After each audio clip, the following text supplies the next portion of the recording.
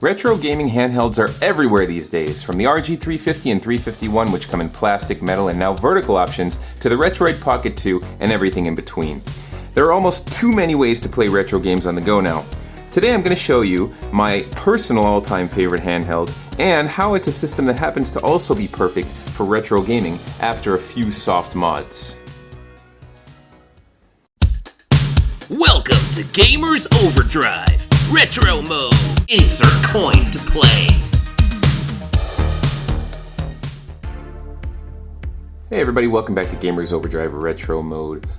Quick disclaimer at the beginning of this video. All of those handhelds that I mentioned, the RG350, 351, the Retroid Pocket, all of those are handhelds that I don't own, but that I really would love to own. I'm obsessed with handhelds, especially ones that come pre-installed with retro games where you don't have to mess around with ROMs. Any one of those is a great system. I've been watching reviews on them for months. The RG351V, which just recently came out, it looks like a wood grain Game Boy, like an old school vertical Game Boy. It looks incredible. I would love to have it. I would love to have it for review purposes. I actually requested that one from the manufacturer and I did not get granted access to it. I'm a very small channel, obviously I don't have a lot of clout, but maybe one day. But that said, since I don't have one of them, I don't have any of them actually, I was really trying to decide which one to get, and there was not one that really met every one of my criteria. And those simple criteria where I wanted to be able to play it obviously portably, but also with HDMI out so that I could plug it into the TV. The only one of those that I mentioned that allows you to do that is the, I'm sorry, there are two.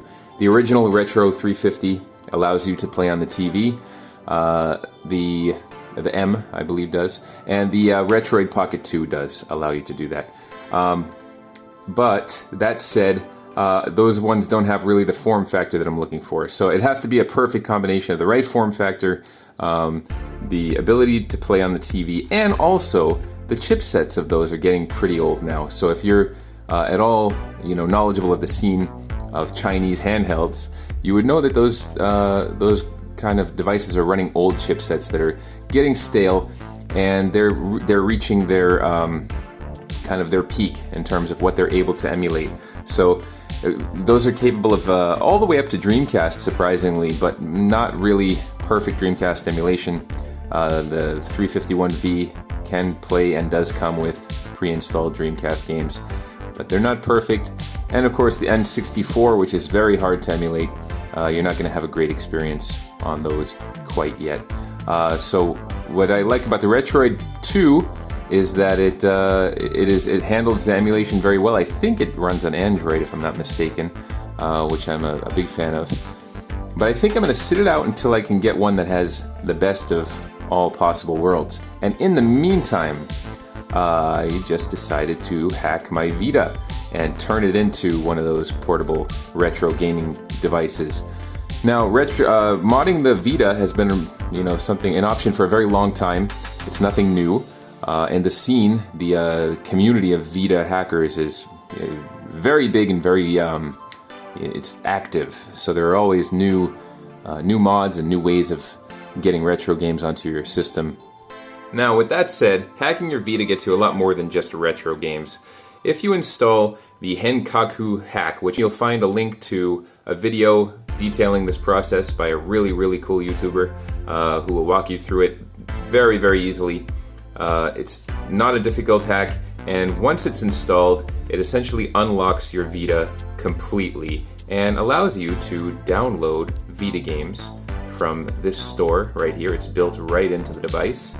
So I'm talking Vita games, actual Vita games, and it's as easy as really following the steps in his tutorial. You can do a quick search in this and see where the games are.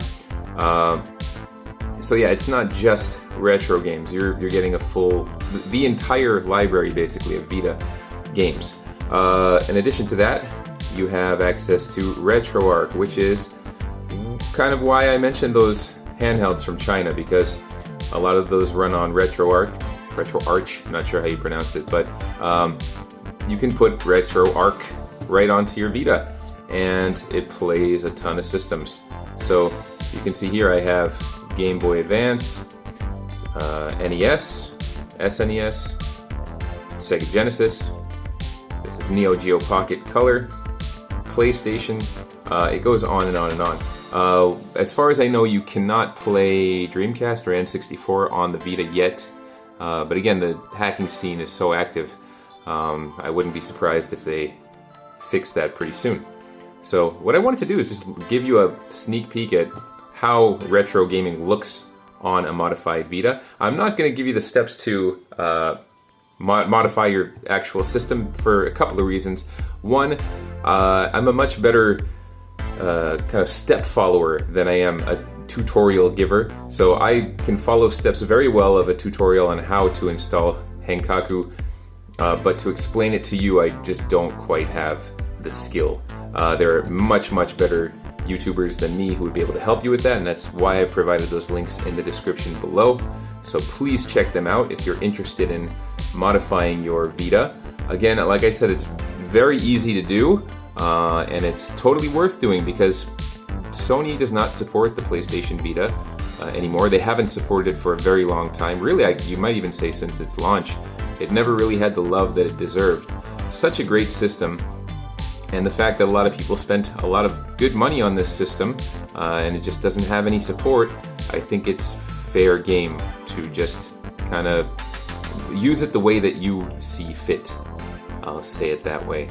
And a funny story about this Vita. This Vita in particular was given to me by one of my best friends, Quinn Lee. I moved to Turkey a few years ago, and I brought my original Vita with me. I had the original, the fatter one with the OLED screen. And my house was broken into, and I had almost all of my games stolen, including my Vita. And Quinn, when he heard about it, he sent me a new one. So this is actually a PS Vita Slim, and I absolutely love it. It is hands down my favorite handheld system, and that includes the Switch. Because I don't really see the Switch as a handheld system. It's a hybrid, but just a pure handheld. For me, this is where it's at. I love the Vita, always have, always will. So let me just show you some retro gaming on the Vita, and I'll let the gameplay speak for itself.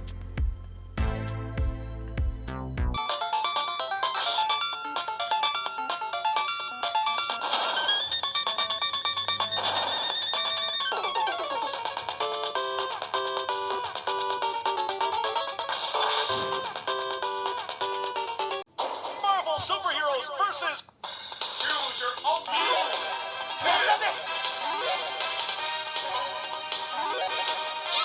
Come on.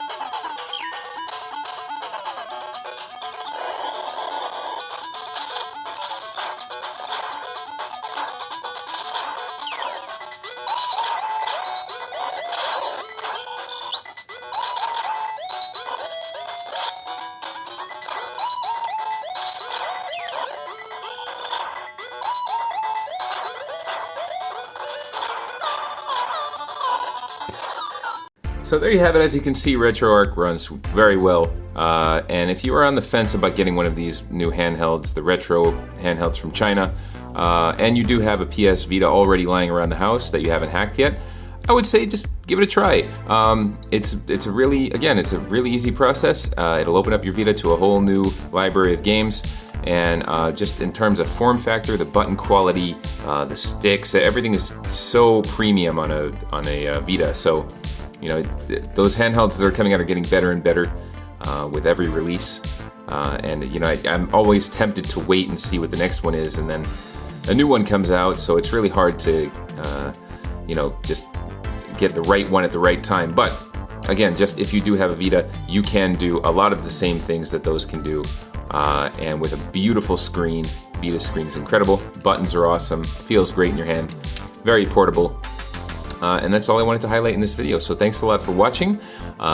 Please subscribe to the channel if you haven't done so yet. And thank you very much for your support. And I'll see you guys next time on Gamers Overdrive Retro Mode.